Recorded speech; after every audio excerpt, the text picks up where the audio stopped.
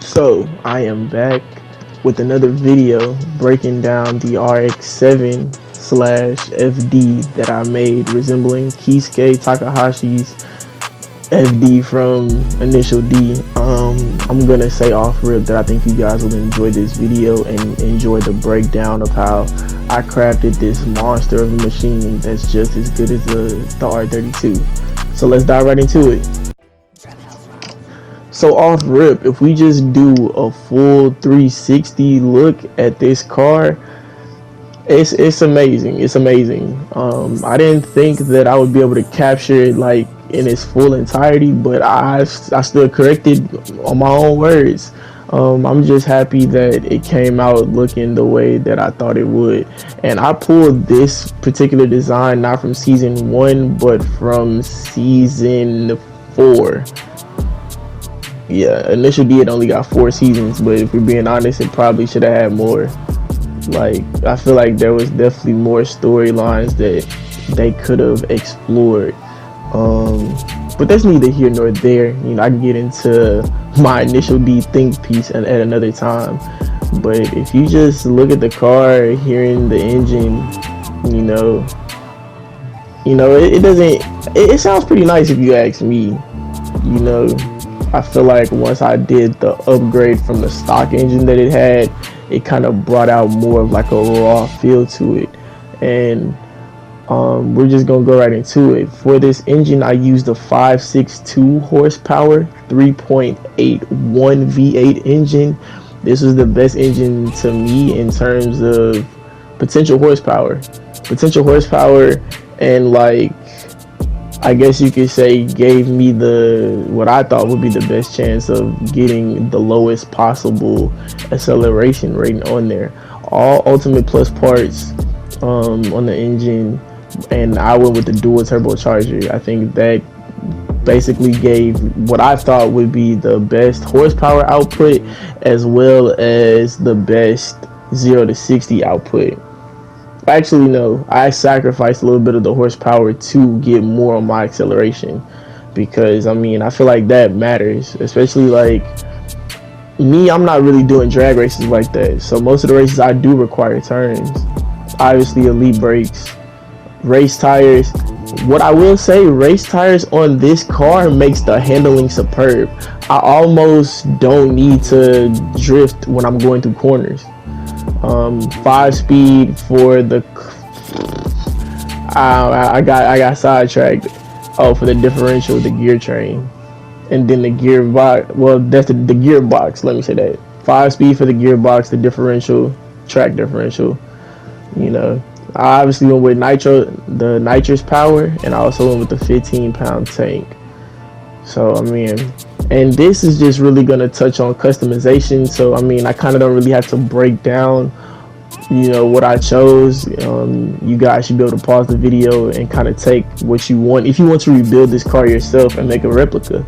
But just going back to the engine, and yeah, race tires for sure gives it, I don't know how to explain it. It's almost like with my Skyline, if I'm gonna drift, you know, I slow down, brake, and then I, you know, double tap R2 or RT if you're on Xbox Series X, and you know, I start my drift. With this, I let off the gas and just turn my left analog stick to whichever direction I'm gonna turn, and it takes me through that turn very smoothly.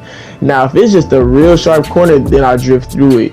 And the only thing is, I sacrifice some of my speed doing that, but even out of the corners, it takes off. The car just moves at an amazing rate.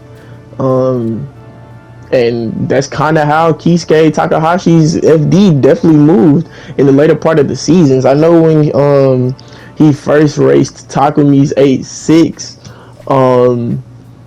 he was kind of relying more so on his drifting skills, and was surprised that Takumi could keep up with him through each of the corners. You know, it's almost like he could burn Takumi out the straightaways, but when he had to slow down to drift, that's kind of where he sacrificed most of his speed. That's kind of the same instance with this, but the handling is a little bit more fine-tuned giving, you know, more of that season 4 feel. So I'm really excited with how that came out. And yeah, like with engines, you can kind of play around with what you think would be best for the car. Me, I feel like I got the best output from this car based on how I drive and how I want to drive. So that's kind of how I tailored this car. I tailored it to my liking. And if you know me, I was grinding for the dual turbocharger for my Skyline for the longest, and I feel like when I got it, it made my car complete. You know, I've raced online. I've raced people online with the Skyline since then, and people, they underestimate it because they see a Skyline that's not your typical 911 Porsche that people tend to spam in this game. That's kind of like what I've been told the meta of this game. And if you want to be a fast driver, that's the car you would get. But me, I feel like in terms of driving on this game and any racing game, it doesn't matter the car you have. As long as you have it upgraded to its full potential and you know how to drive it, then you could win a race against any car. Once you get to a 400 plus and you're facing another 400 plus car, it literally comes down to driving. So if you drive, pretty solid, like me, I think I'm a solid driver. So that's why I feel like I can hang with the best of them. Like I've already got people in my comments on my Reddit, at Phase1B Rose, telling me that my R32 is basically no good against, the cars that's already, excuse my language, but dick rolled in this game. And I had to tell somebody, like, I don't buy that at all.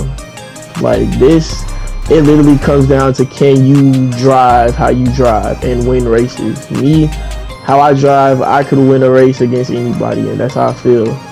I just feel like when I first tried to race my R32 online at the 396, it wasn't at its full potential. I was running races, but I lost some too in the process.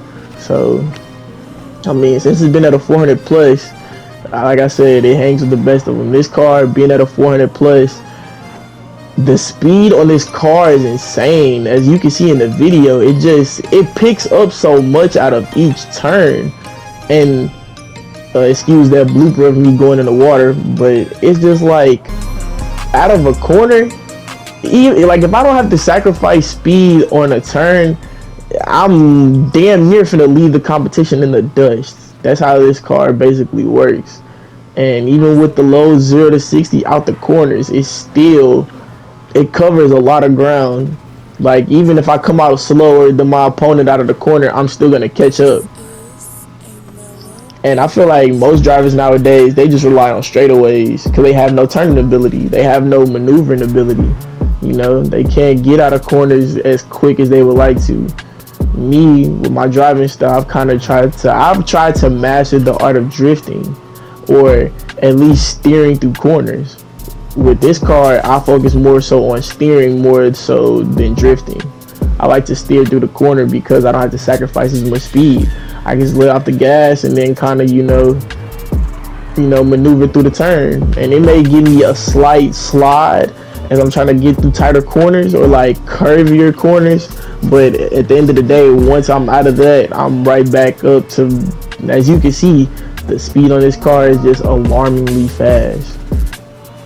And that's kind of more so what I got for this. That's all that I got for y'all in terms of this video. Now I'm just gonna spend the next, I guess, 30-40 seconds or so talking about business for this channel. I'm always gonna say, if y'all not subscribed, definitely subscribe to the channel. Definitely leave a like. I'm also gonna drop my Twitch link in the description, so y'all can definitely catch my streams. Drop a follow on there. Like I'm definitely gonna have a face cam coming real soon, so I want y'all to stay tuned for that. And if y'all like these videos, definitely comment and let me know. Leave likes. And until next time, I will be giving y'all nothing but heat this year. I'm telling y'all, that's how I'm coming this year. So let's get it. Say she want designer, when we in that coupe and I'm flying. Money, cars, clothes, hoes and hoes,